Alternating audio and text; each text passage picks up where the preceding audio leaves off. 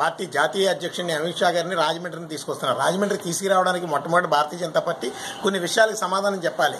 అసలు ఆంధ్ర రాష్ట్రానికి ఏం సాధించారు, ఏం మేలు చేకూర్చారు, అమిత్ షాతో ఏ ప్రకటన చేయించబోతున్నారు, ప్రత్యేక హోదా కోసం కానీ పోలవరం ప్రాజెక్టు కోసం కానీ ఇందులో ఏదైనా చెప్పించగలరా? చెప్పించలేకపోతే ఖచ్చితంగా మీరు మరలా చంద్రబాబు నాయుడు కాంగ్రెస్ పార్టీ చేసినటువంటి ద్రోహం కన్నా ఎక్కువగానే కనబడుతుంది.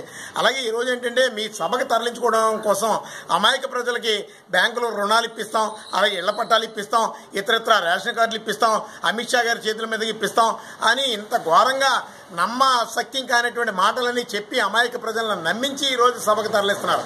ఇంకా అన్యాయమైనటువంటి విషయం ఏంటంటే ఆదివాసీల్ని ఈ పోలవరం ప్రాజెక్టుని బూచిగా చూపించి ఈ పోలవరం ప్రాజెక్టు నిర్వాసితులందరికీ కూడా అమిత్ షా గారు న్యాయం చేకూరుస్తారు అని ఈరోజు ఆదివాసీలందరినీ కూడా లారీల్లోని అలా బస్సుల్లోని తరలించి ఈరోజు అమిత్ షా గారి సభకు తీసుకొచ్చే ప్రయత్నాలు సాగిస్తున్నారు.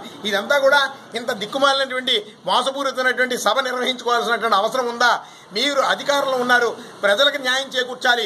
ఇటు ఆదివాసీలకు కానీ ఇటు సామాన్య ప్రజానీకానికి కానీ అలాగే ఈ రాష్ట్రంలో అవసరమైనటువంటి విషయాల మీద కానీ అలాగే ఈ రాష్ట్రం ఏమడుగుతుంది, ఈ రాష్ట్ర ప్రజల కోరిక ఏంటనేది దాని మీద స్పష్టమైనటువంటి హామీ, స్పష్టమైనటువంటి ఆదేశాలు ఇచ్చే విధంగా భారతీయ జనతా పార్టీ అధికారంలో ఉన్నటువంటి పార్టీ ఉండాలి.